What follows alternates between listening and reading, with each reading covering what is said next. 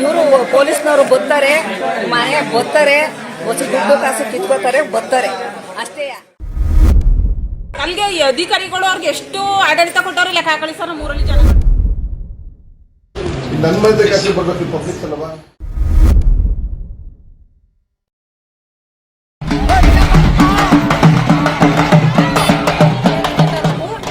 ಯಜಮಾನ್ರು ಕುಡಿತಾರೆ ಸರ್, ನನ್ನ ಮಗನ್ ದುಡ್ಡು ಬರ್ತದೆ ಸರ್, ಹ್ಯಾಂಡಿಕ್ಯಾಪ್ ಅದು ಬಿಡೋದಿಲ್ಲ ಸರ್, ಅವರೇ ತಗೊಂಡೋಗಿ ಎಲ್ಲಾನು ಖರ್ಚು ಮಾಡ್ಕೋತಾರೆ. ನಾವಾದ್ರೂ ಸರ್ ಜೀವನ ತಗೊಂಡು ಮಕ್ಕಳು ಕಟ್ಕೊಂಡು ನಮ್ಗೆ ಯಾರು ಸರ್ ನೋಡ್ತಾರೆ, ಕೇಳಿದ್ರೆ ಹೇಳಿದ್ರೆ ಕೂಲಿ ಮಾಡಿ ಕೂಲಿ ಕೊಡಕ್ಕಿಲ್ಲ 300 ರೂಪಾಯಿ ಅಂತ ಹೇಳ್ತಾರೆ.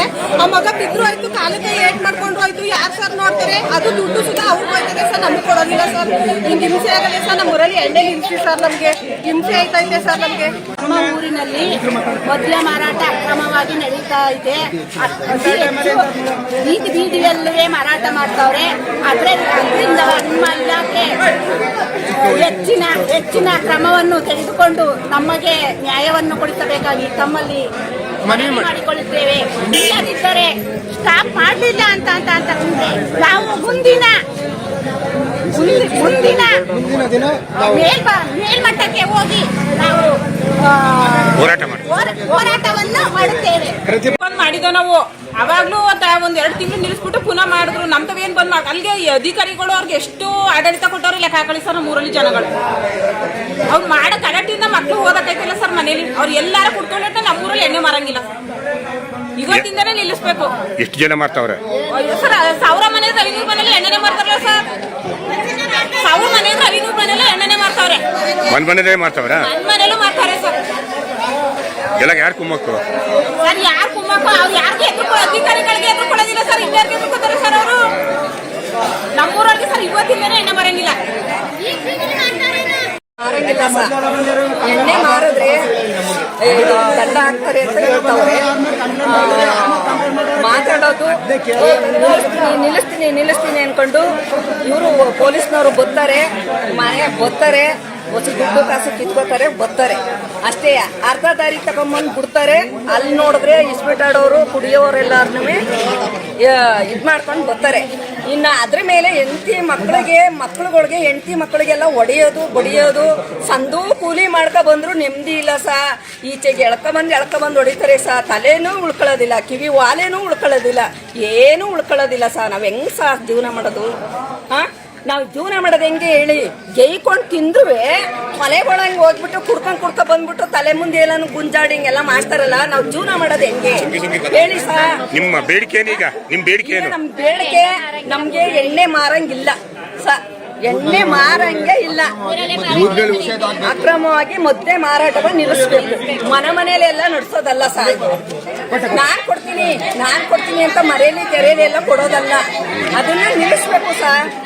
ನಿಲ್ಲಿಸಿ ಹೆಣ್ಮಕ್ಳನ್ನ ಒಂದ್ ಸ್ವಲ್ಪ ಉಳಿಸಿ ನಮ್ಗೆ ತಿನ್ನಕ್ಕೆ ಉಣ್ಣಕ್ಕೆ ನಮ್ಮ ಊರಲ್ಲಿ ಯಾವ ಗ್ರಾಮದಲ್ಲೇ ಏನೂ ಆಗಿಲ್ಲ. ಎಲ್ಲ ಕಾರ್ಯನೂ ಚೆನ್ನಾಗೈತೆ. ಇದು ಒಂದು ಸಹ ನಮ್ಗೆ. ನಿಮ್ಮ ಹೆಸರು? ನನ್ನ ಹೆಸರು ಹಿಮಾಲಾಕ್ಷಿ ಅಂತ. ಮಂಜುಳಾ.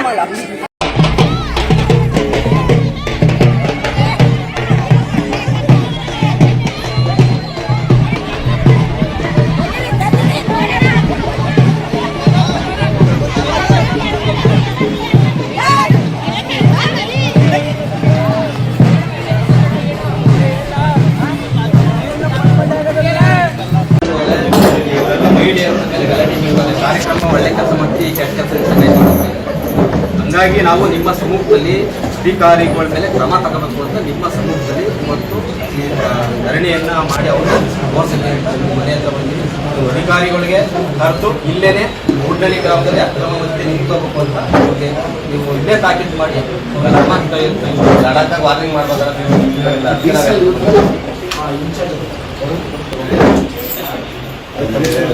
ಎಲ್ಲ ಮದ್ಯಪಾನ ಮಾರಾಟ ಬೀದಿಯಲ್ಲೂ ಇದ್ದಾರೆ. ಸಣ್ಣ ಪುಟ್ಟ ಮಕ್ಕಳಿಂದನೂ ಸುಧಾ ಹಿಡಿತಾವ್ರೆ. ಆಮೇಲೆ ಅವರ ಹೆಂಡತಿ ಮಕ್ಕಳು ಸುಧಾ ಕೂಲಿ ಮಾಡಿ ಜೀವನ ಮಾಡ್ತಾವ್ರೆ. ಅದರಿಂದ ನಮಗೆ ಮದ್ಯ ಮಾರಾಟ ನಿಷೇಧ ಮಾಡಿ ನಮಗೆ ಒಳ್ಳೆಯ ಬಂದಿದ್ದಾರೆ ಧರಣಿಗೆ. ಕೂಲಿ ಮಾಡ್ಬಿಟ್ಟು ಎಲ್ಲರೂ ಬಂದಿದ್ದಾರೆ. ನಾವೇನ್ ಮಾಡೋದು ಸರ್, ಜೀವನ ಹೆಂಗ್ ಮಾಡೋದು? ಆಮೇಲೆ ಹಬ್ಬಗಳಲ್ಲಿ ಫುಲ್ಲು ಎಲ್ಲರೂ ಮನೆಗಳಲ್ಲೇ ಹಬ್ಬ ಮಾಡೋಕ್ಕಾಗ್ತಾನೆ ಇರೋಂಥ ವಾತಾವರಣ ಸೃಷ್ಟಿಯಾಗೈತೆ. ಅದರಿಂದ ಆಮೇಲೆ ಬರ್ತಾರೆ, ಪೊಲೀಸ್ನವ್ರು ಬರ್ತಾರೆ, ಹಿಡ್ಕೊಂಡು ಹೋದಂಗೆ ಹಿಡ್ಕೊಂಡು ಹೋಗ್ತಾರೆ, ಹಸಿರ ವಾಪಸ್ ಹುಡುಕು ಕಳಿಸ್ತಾರೆ. ಅದು ನಮ್ಗೆ ನ್ಯಾಯ ಅಲ್ಲ.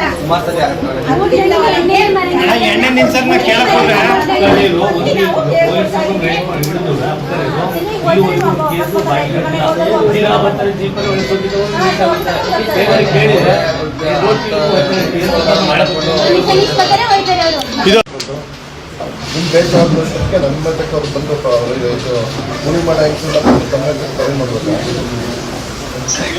ವಿಚಾರ ಮೂಗ್ನಳ್ಳಿ ಅಂತ ಒಂದು ಗ್ರಾಮ, ದೊಡ್ಡ ಗ್ರಾಮ, 120 ಜನಸಂಖ್ಯೆ ಮಕ್ಕಳೆಲ್ಲ ಸೇರಿ ಆ ಗ್ರಾಮದಲ್ಲಿ ಹೇಳ್ತವ್ರೆ, ಯುಗಾದಿ ಹಬ್ಬ ವರ್ಷ ಬಿಟ್ಟೆ ಮನೆಯಲ್ಲಿ ನಮಗೆ ಹಬ್ಬ ಮಾಡೋಕ್ಕೆ ಬರೋದಿಲ್ಲ. ಅಟ್ಲೀಸ್ಟ್ ಮಕ್ಕಳು ಮನೆಯನ್ನು ಹೊಡಿದಾಗ್ತಾರೆ, ಕುತ್ಕೊಂಡು ನಡ್ಕೊಂಡು ನಾವು ಕೂಲಿ ನಾರಿಗೆ ಹೋಗೋದು, ಕೂಲಿ ನಾರಿಗೆ ಹೋಗೋರು 100 ಕೂಲಿ ಬಿಡ್ತಾ ಇರ್ತವೆ. ಯಾತಕ್ಕೆ ಬಂದು ಅಂತಂದ್ರೆ ನಮ್ಮ ಬದುಕು ಹಾಳಾಯ್ತೈತೆ, ನಮ್ಮ ಥರ ಬೀದಿ ಬಿಡ್ತೈತೆ, ನಮ್ಮ ಮಕ್ಕಳು ಮನೆಗೆ ಓಡೋಕ್ಕೆ ಚೆನ್ನಾಗಿ ಬಿಟ್ಟಿಲ್ಲ. ಯಾವ್ದಾದ್ರು ಶಾಸನ ಡಾಕ್ಟರ್ ಮಾಡಿದ್ರು ಸಹ ನೆಟ್ಮಾಡ ತಗೊಂಡು ಇದೆಲ್ಲ ಡಿಸ್ ಮಾಡ್ಕೊಳ್ತಾರೆ. ನಮ್ಮ ಊರನ್ನ ನಮ್ಮ ಬದುಕನ್ನ ಸರಿ ಮಾಡಿಕೊಡ್ತೀರೋ ಇಲ್ಲ ನೀವು ನಿಮ್ಮ ಅಟ್ಲೀಸ್ಟ್ ನಿಮ್ಮನೆ ಮುಂದೆ ನಾವು ಇಲ್ಲೇ ವ್ಯತ್ಯಾಸ ಮಾಡ್ಕೊಳ್ಳೋದು ಬಂದರೆ ಯಾರು ಜವಾಬ್ದಾರಿ ಇದಕ್ಕೆ? ಅವ್ನು ಯಾರೋ ದೀಪಕ್ ಅನ್ನೋ ಯಾರೋ ಇನ್ಸ್ಪೆಕ್ಟರ್ ಹಾಕಿ ಊಟ ಸ್ಟಂಟ್ ಅವನು ಕತೆ ಹೇಳ್ತಾರೆ ಬರೀ ಒಂದು ಪೂರ್ವ ಬಯಸ.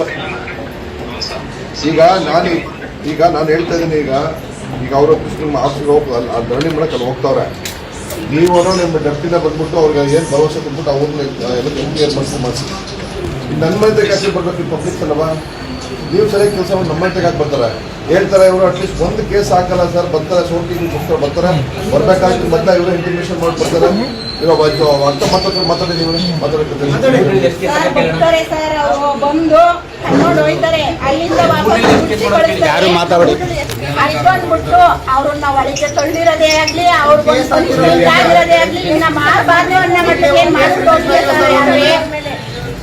ಅದರಿಂದ ಮಾಡೋ ಅಂತ ಕೆಲಸ ಅದೇನೋ ಇದೇನೋ ಅಲ್ಲ, ಅದು ಅದೇ ಕರ್ತವ್ಯ ಅಲ್ಲ ಸರ್. ಅದು ಬರೀ ಕೆಲಸ ಮಾಡ್ತಾ ಇದೀನಿ ಅಂತ ಬಂದು ತೋರ್ಸಕ್ಕೆ ಬರೋದು, ಅವ್ರಿಗೆ 1000 ರೂಪಾಯಿ 2000 ರೂಪಾಯಿ ಇಸ್ಕೊಳ್ಳೋದು, ಕೊಟ್ಬಿಟ್ಟು ದಾರಿ ಮಧ್ಯದಲ್ಲಿ ಮನೆ ತುಂಬ ಮಾಡ್ತಾವ್ರೆ. ಅದು ಸರಿಯಾದ ಹೆಂಗ್ ಪರ್ಮಿಷನ್ ನೀವು ಕೊಟ್ಟಿದ್ರೆ ಫಸ್ಟ್ ಅದನ್ನ ನಮ್ಗೆ ಹೇಳಿ. ಬಾರು ಮಾಡಕ್ಕೆ ನಮ್ದಲ್ಲ ಅದು. ನೀವು ಪರ್ಮಿಷನ್ ಹೆಂಗ್ ಕೊಟ್ಟಿದ್ದೀರ? CL7 ಅಲ್ಲಿ ಕೆಳಗಡೆ ಕುಡಿಯಕ್ಕೆ, ಪಾರ್ಸಲ್ ಕೊಡಕ್ಕೆ ಎಲ್ಲದಕ್ಕೂ ಹೆಂಗ್ ಕೊಟ್ಟಿದ್ದೀರ? ಆಮೇಲೆ ಇನ್ನೊಂದು ಸರ್, ನೀವು ಈಗ ರೀಸೆಂಟ್ ಆಗಿ ಯಾವ ವಿಸಿಟ್ ಕೊಟ್ಟಿದ್ರಿ? ಯಾವ ನಿಮ್ಮ ಅಧಿಕಾರಿಗಳು ಯಾರು ಹೋಗಿದ್ದಾರೆ ರೀಸೆಂಟ್ ಆಗಿ ಮೂಡ್ನಳ್ಳಿ ಗ್ರಾಮಕ್ಕೆ? ನಿಮ್ಮ ಅಧಿಕಾರಿಗಳು ಯಾವ ತಿಂಗಳಲ್ಲಿ ವಿಸಿಟ್ ಕೊಟ್ಟಿದ್ರೆ, ಎಲ್ಲಿ ಡೈರಿ ಬರ್ದಿದ್ರೆ, ಎಲ್ಲಿ ಅಟೆಂಡೆನ್ಸ್ ಹಾಕಿದ್ರೆ, ಎಲ್ಲಿ ಸರ್ ಸರ್ ನಿಮಗೆ ಹೆಂಗ್ ಮಾಡ್ತಾ ಇದ್ದಾರೆ ಸರ್? ಸ್ಟೋರ್ಗೆ ಯಾವ ವಿಸಿಟ್ ಕೊಟ್ಟಿದ್ರೆ, ಮೂಡ್ನಳ್ಳಿ ಯಾವ ವಿಸಿಟ್ ಕೊಟ್ಟಿದ್ರೆ, ಎಷ್ಟು ಕೇಸ್ ಮಾಡಿದ್ರೆ, ಎಷ್ಟು ಅವೇ ನಿಮ್ಮ ಮೇಲೆ ಕೇಸ್ ಹಾಕಕ್ಕಾಗಲ್ಲ, ಹಿಡ್ಕೊಂಡ್ರು ಮಾತ್ರ ಕೇಸ್ ಹಾಕೋದು ಸರ್. ಮೂಡ್ನಳ್ಳಿ ಕೇಸ್ ಹಾಕಕ್ಕಾಗಲ್ಲ, ಹಿಡ್ಕೊಂಡ್ರು ಮಾತ್ರ ಕೇಸ್ ಹಾಕೋದು. ಬಾರ್ ಮೇಲೆ ಹೆಂಗ್ ಕೇಸ್ ಹಾಕಿದ್ರೆ ನಮ್ಗೆ ಹೇಳಿ ಸರ್. ಈಗ ನಿಮ್ ಜೊತೆ ಬರೋ ಅಧಿಕಾರಿಗಳೇ ನೀವು ಬರೋಕೆ ಮುಂಚೆಗೆ ಅವ್ರಿಗೆ ಇನ್ಫಾರ್ಮೇಶನ್ ನಮ್ ಸಾಹೇಬ್ರು ಕೊಟ್ಟವ್ರೆ ಸೇಫ್ ಆಗಿ. ಆಮೇಲೆ ಆ ಬಾರ್ ಓನರ್ ಇದನ್ನೆಲ್ಲ ಯಾರೋ ಒಬ್ಬಲ್ಲಿ ಮಾರಾಟ ಮಾಡ್ತಾರೆ, ಕ್ಯಾಶಿಯರ್ ಏನಂತಾರಲ್ಲ ಸರ್, ಅವ್ನು ಯಾರೋ ಕ್ಯಾಶಿಯರ್ ಏನಂತಾರ ಸರ್, ಅವನು ಗ್ರಾಮಕ್ಕೆ ಪ್ರತಿ ಬೀದಿನಲ್ಲೇ ಸರಾಯಿ ಮಾಡ್ತಾವ್ರೆ. ಅದರಿಂದ ಎಲ್ಲ ಊರಿನ ಜನಕ್ಕೆ, ಹೆಣ್ಮಕ್ಳುಗಳಿಗೆ ಅದ್ರಲ್ಲೂ ತೊಂದರೆ ಆಯ್ತೈತೆ. ಪ್ರತಿ ಮನೆಯಲ್ಲೂ ಎಣ್ಣೆನೂ ಕುಡಿತಾರೆ, ಬಂದು ಮನೆ ಜನಕ್ಕೆಲ್ಲ ಹೊಡಿತಾರೆ. ಆಮೇಲೆ ಮಕ್ಳುಗಳನ್ನ ಓದ್ಕೊಳಕ್ ಬಿಡೋದಿಲ್ಲ. ಅದರಿಂದ ನಮ್ಗೆ ಸಮಸ್ಯೆ ಆಗೈತೆ. ಅದರಿಂದ ನಮ್ಮೂರಲ್ಲಿ ಸರಾಯಿ ನಿಷೇಧನ ನಿರ್ಬಂಧವಾಗಿ ನಿಲ್ಲಿಸಬೇಕು ಅಂತ ನಿಮ್ಮಲ್ಲಿ ಮನವಿ ಮಾಡ್ಕೊಳ್ತಾ ಇದೀವಿ.